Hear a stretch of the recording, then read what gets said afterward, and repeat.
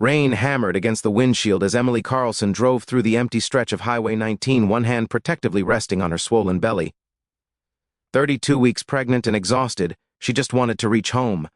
Her doctor had warned her to reduce stress, but life apparently had different plans. Her headlights sliced through the darkness, revealing nothing but endless road, until suddenly blue and red lights exploded behind her. A police cruiser. Emily's heart jumped. She wasn't speeding, she wasn't distracted. Why was she being pulled over? She slowed, pulling to the gravel shoulder. The rain softened slightly, but the night remained cold and tense. The cruiser parked behind her, and before she could roll down her window, she heard it. A deep, aggressive bark. A German shepherd, massive, muscular, and bristling with alert intensity, lunged against the back window of the police vehicle. The dog's snarling silhouette flashed under the patrol car's lights. Emily swallowed. Why is he barking at me? A tall officer stepped out, adjusting his rain-slicked jacket. His expression was unreadable as he approached. Behind him, the K9 continued barking wildly, snapping, growling, and pushing its snout against the glass like it wanted to break free. The officer reached Emily's window. She rolled it down slowly. "Ma'am," he said, leaning closer, eyes narrowing. "I'm Officer Grant. License and registration, please." She nodded, hands trembling slightly as she passed them over. The K9 barked again, louder this time, almost frantic. Grant glanced back. His jaw tightened. He doesn't usually react like this. Emily forced a small smile. Dogs usually love me, not this one. His tone carried something more than suspicion. Concern, maybe. Stay in the car, don't move. He stepped away, returning to his vehicle. The German shepherd snarled, fixing its piercing gaze on Emily's car, pacing and barking with increasing agitation. Thunder rolled over the hills, adding to her nerves. She rubbed her belly soothingly. "It's okay, baby. Mommy's fine. We're fine." But she didn't quite believe it. Moments later, Officer Grant returned, this time with his posture rigid, hand resting on the grip of his holstered gun. "Ma'am," he said slowly, "I'm going to need you to step out of the vehicle." Emily froze. "What? Why? Did something happen?" The K9 barked again, sharp, urgent like an alarm. "Now, please." His voice hardened. "Step out carefully, hands where I can see them." Her pulse thudded in her ears. "Officer, I'm pregnant. I can step out, but please tell me what's—" "Ma'am." He wasn't yelling, but his tone cut like steel. "Out of the car." Emily took a slow breath. She pushed the door open, wincing at the sudden cold. The rain had turned into a misty drizzle, but the wind stung her face. She stepped out, hugging her stomach. The K9 erupted into another explosive round of barking. Officer Grant stiffened. "Stay still," Emily nearly whispered. "Why is your dog acting like that? What did I do?" Grant looked at her, longer this time, like he was studying her face, her posture, her hands. Then his radio crackled. "Unit 12, what's the situation?" Grant clicked the button but didn't look away from Emily. "K9 is reacting strongly.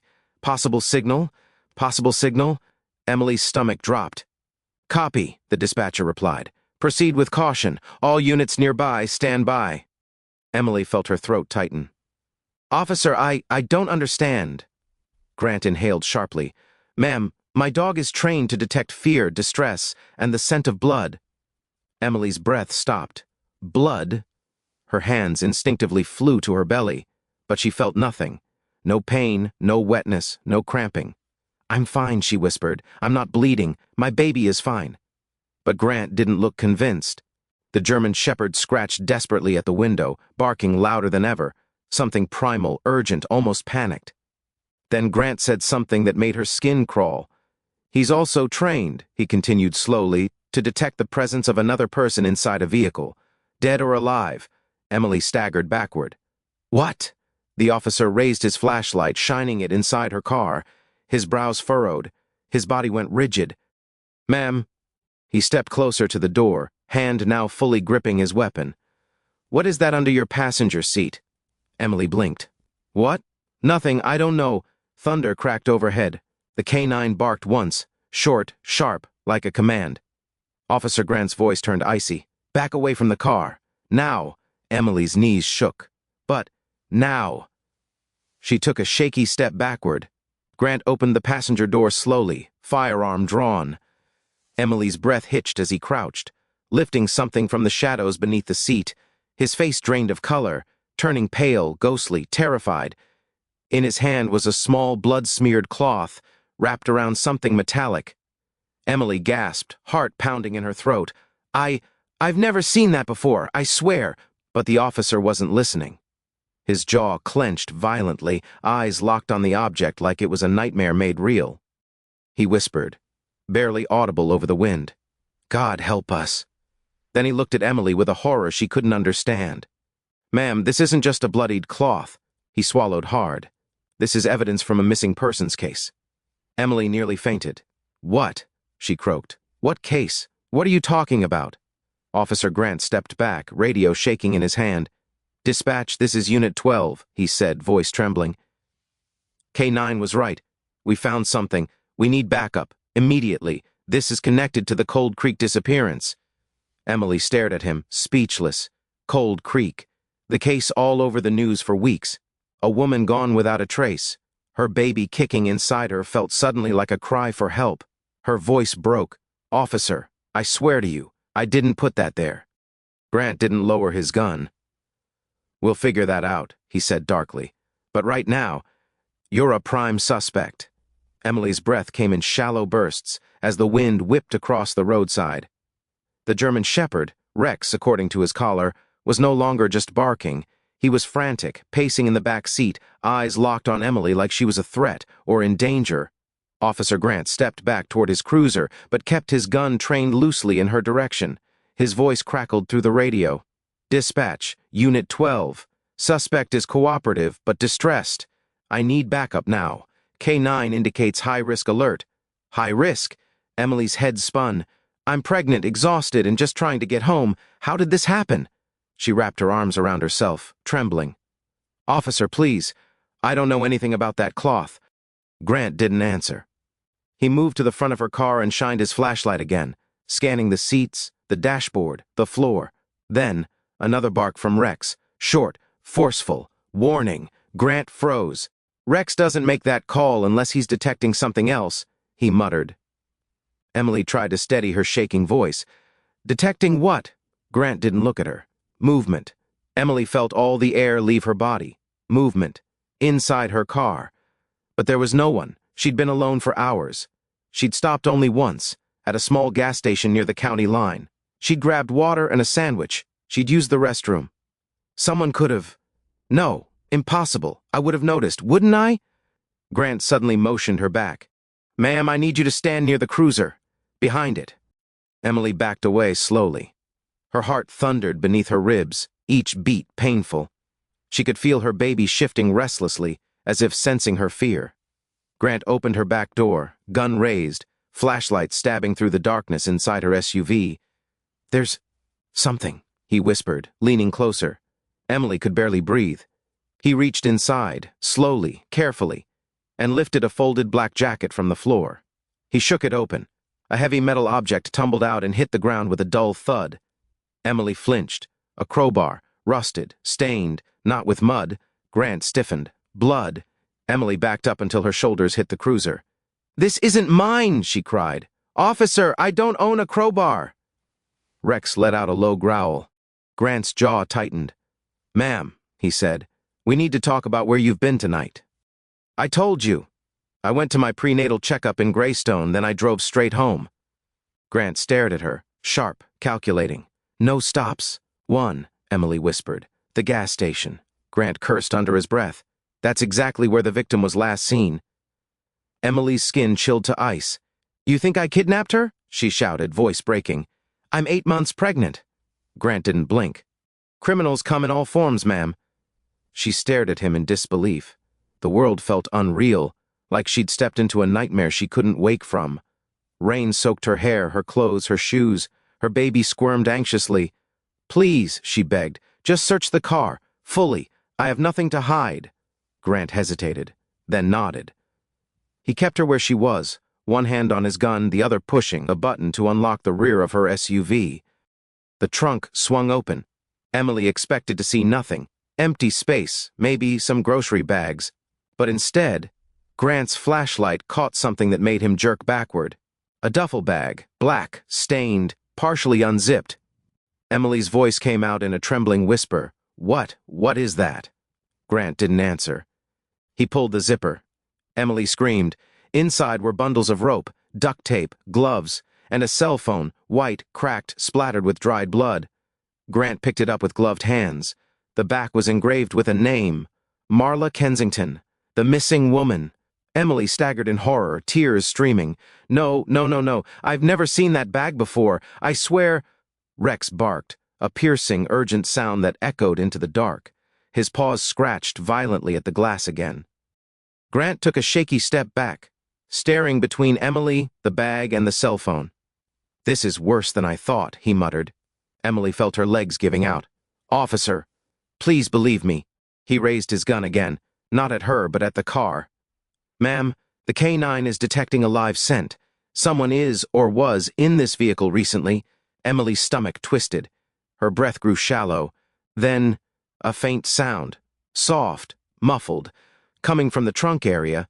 "Did you hear that?" Grant whispered. Emily nodded slowly, terror clawing up her spine. Rex barked again, short, sharp, directional. The sound came again, a weak thump, barely audible. Grant moved closer, sweat mixed with rain on his forehead. He lowered his head to the trunk space. "Hello?" he called carefully. "Is someone in there?" Silence. Then, a faint, broken whisper. "Help. Me." Emily's heart stopped. Grant's whole body jolted. His gun dropped slightly as he ripped the remaining panel off the trunk wall. A cramped hidden compartment was built into the car's structure, one Emily had never known existed.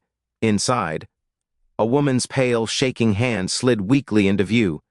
Grant gasped. "Oh my God." Emily felt her knees buckle. The missing woman, Marla Kensington, was in her car, alive, barely. Her voice cracked with desperation. "Please, don't let him find me. Please, he'll kill us both." Grant froze. Who did this?" Marla's trembling finger pointed, not at Emily, but past her, into the darkness behind the cruiser. Emily turned slowly. Her breath choked in her throat.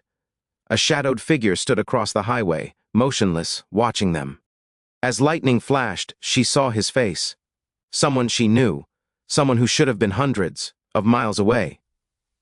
The shot ripped through the night like lightning, tearing the sky apart. Emily squeezed her eyes shut, arms instinctively wrapping around her belly as she braced for the burning impact. But it never came. Instead, a roar echoed across the highway. "Rex!" The German shepherd launched himself between Emily and the bullet, his massive body colliding with hers and knocking her to the ground. The two fell hard onto the wet gravel as the bullet whizzed overhead and slammed into the cruiser's rear windshield, exploding glass across the road. "Rex!" Officer Grant shouted. Emily gasped for breath, her heart thundering as Rex stood over her, teeth bared, growling so viciously he sounded like something summoned from the depths of war. The hooded man clicked his tongue. "Teach, annoying mutt." He raised his gun again, but Grant fired first. A burst of gunfire split the storm. Sparks flew as bullets slammed into the asphalt near the attacker's feet. The hooded man dove behind a tree, vanishing into the shadows. Grant grabbed his radio, voice frantic. "Dispatch! Shots fired! Officer under attack, multiple suspects, back up now, static." No response. The storm had swallowed the frequency again. Daniel, still pinned in the mud beneath Grant's knee and Rex's fury, began to laugh. A low, broken, chilling laugh. "You're too late, officer. He's not alone." Emily forced herself to sit up, pain shooting through her hip. "What do you mean?" she cried. "Daniel, who is that man? Why did he call you brother? What is going on?" Daniel's smile twisted, blood smeared across his teeth. "You really thought I traveled to Chicago alone? You thought business trips were work?" He chuckled darkly. "I wasn't working. I was meeting him, my real partner." Emily's stomach twisted. "Partner in what?" Grant slammed Daniel's head down again. "Shut up!" Daniel ignored him. "Emily," his voice turned poisonous. "Marrying you was the biggest mistake I ever made. You ruined everything. You ruined my life. And now, you're ruining the plan."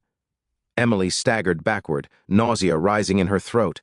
"Plan?" she whispered. What plan? Daniel smirked. Insurance. That's all you ever were. Your pregnancy just made it easier to— Grant cut him off sharply. Do not finish that sentence. But Daniel wasn't listening anymore. His eyes had shifted, focused, hungry, mad. You really want to know the truth? He whispered. Before he could speak, Marla's weak voice rose from the trunk compartment. He trafficked me. Emily's blood went cold. Marla continued, voice trembling, words struggling to escape her ravaged throat. He and his brother, they run a ring. They take women from gas stations, parking lots, hotels. They drug them, sell them. Daniel snarled. You stupid. Grant drove an elbow into his spine, silencing him. Marla sobbed. I escaped. I hid in the closest car. I thought it was empty, but it was hers. I didn't know. Emily felt her world shatter. She had unknowingly been driving a kidnapped woman across the county. Daniel's voice rose again, venom dripping from every word. She wasn't supposed to survive. But now that you're all involved, he grinned, my brother will finish what I started. As if on cue, another gunshot cracked from the trees. Grant dove down, dragging Daniel with him. Emily dropped to the ground and curled over her stomach. Rex leapt in front of her again, barking viciously at the darkness. The second bullet hit the trunk, inches from where Marla was hidden. Her scream, weak and terrified, pierced the storm. Stop shooting, Emily cried. She's hurt. She's pregnant too. Everyone froze, even the attacker in the trees. Silence swallowed the road. Grant turned sharply toward the trunk. Pregnant? Marla, are you— But Marla's trembling voice cut him off. 6 months. Please, please help me. Emily's chest tightened painfully. 2 pregnant women caught in the crossfire, a madman in the woods. A trafficker pinned to the ground. A K-9 ready to tear someone apart. The storm howling like a beast. Everything felt like it was collapsing. Grant gritted his teeth. Emily, he said urgently, listen to me. You need to get Marla out of that trunk and away from the road. Go behind the cruiser. Keep low. I'll cover you. Emily swallowed hard.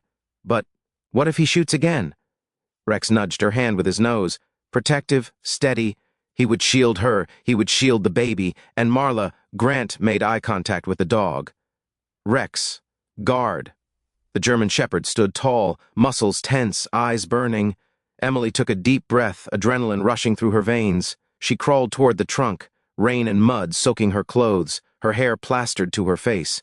Every second felt like borrowed time. Grant fired another warning shot into the trees. Stay back, he shouted. No response. Only the storm. Emily reached Marla, who lay half unconscious inside the cramped compartment. Her skin was pale. Her eyelids fluttered. I've got you, Emily whispered. I promise, I've got you. She reached in, hands trembling, lifting Marla carefully. The woman let out a weak cry of pain, clutching her swollen stomach. Emily's voice cracked. I know. We're going to be safe. Just hold on. Together they crawled behind the cruiser. Rex followed closely, shielding them with his body. Then, a rustling in the trees, quick, sharp, close. Grant's head whipped toward the sound. He raised his gun, but someone else stepped out. Not the hooded man, someone bigger, broader, wearing the same jacket. Another brother. The attacker's voice echoed coldly across the road. You should have stayed out of our business, officer. Grant stiffened. Emily's mind screamed. There were 2 of them the whole time. The second brother raised his gun. Time to finish this. Emily's breath stopped. And then, Rex charged. Rex shot forward like a missile, muscle, fury, and instinct exploding at once. The second brother fired. The gunshot thundered across the highway. Emily screamed. Grant dove. Marla clutched her belly and curled into Emily's arms, but Rex didn't stop. The bullet grazed his shoulder, blood spraying through the rain. But the German Shepherd didn't even falter. His jaws clamped around the attacker's wrist before the man could fire a second shot. The gun flew from his hand, clattering across the pavement. Rex, hold! Grant shouted. But the K-9 wasn't letting go. He was fighting for more than protocol, for Emily, for Marla, for the unborn babies. The attacker roared in pain, flinging his arm wildly, trying to shake the dog off. The storm intensified, wind howling, rain pelting the road like needles. The first brother, Daniel, took advantage of the chaos. He twisted violently under Grant's knee, driving his elbow into the officer's ribs. Grant gasped. Daniel shoved him hard, rolling away through the mud. Emily saw him stand, swaying, drenched, furious. His eyes locked on her. "Emily!" he shouted, voice cracking with rage. "You were supposed to stay quiet. You were supposed to obey." Emily's whole body shook. Marla trembled beside her. The babies inside them stirred like they understood the danger. Emily forced her voice out. "You're a monster!" Daniel's face contorted with hate. "No, I'm a businessman. And you," he pointed at her belly, "you're carrying my retirement plan." Emily felt sick. All the lies, all the disappearances, all the business trips, all the missing money she'd blamed on stress. It hit her like a tidal wave. Her husband was a trafficker, a kidnapper, and she had been living next to the devil without knowing. Daniel stepped toward her. Grant struggled to his feet, clutching his bruised ribs. "Stop! Don't take another step!" Daniel ignored him. Lightning cracked again, and another set of headlights appeared in the distance. A siren. Finally. Backup. Daniel cursed and spun toward the tree line. But he didn't get far. Rex, still gripping the second brother's arm, released him with a snarl and lunged toward Daniel. Daniel froze too late. Rex slammed into him, knocking him onto his back. The dog's jaws clamped onto Daniel's coat, pinning him down with ferocious strength. Grant rushed forward and cuffed Daniel in seconds, kneeling hard on his spine, breath ragged but determined. The second brother tried to run, clutching his bleeding arm, but the flashing red and blue lights were already surrounding him. 3 patrol cars screeched to a stop, officers leaping out, guns drawn. "On the ground! Drop your weapon! Hands where we can see them!" The second brother froze, raising both hands shakily as officers swarmed him. It was over. Finally. Over. Emily collapsed to her knees beside Marla.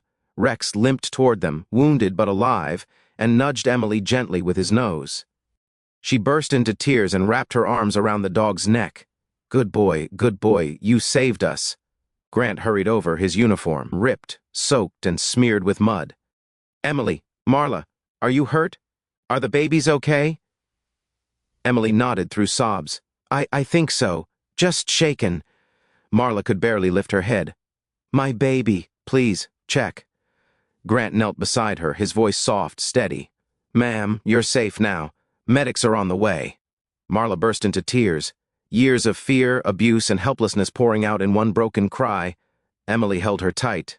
Seconds later, sirens grew louder. Ambulances pulled up. Paramedics swarmed around the women, carefully lifting Marla onto a stretcher. One medic turned to Emily. "You need to come too. Stress like this can trigger early labor." Emily nodded weakly, exhaustion sinking into her bones. Rex barked once, softly, as if reassuring her. Grant smiled at the dog and rubbed his head. "You earned a steak the size of a tire tonight," he whispered. As the stretchers rolled into the ambulances, Daniel, now handcuffed, beaten, and furious, shouted from where officers held him. "Emily, you think this is over? You think they'll believe you? You're nothing without—" Rex growled, deep and threatening. Daniel shut up instantly.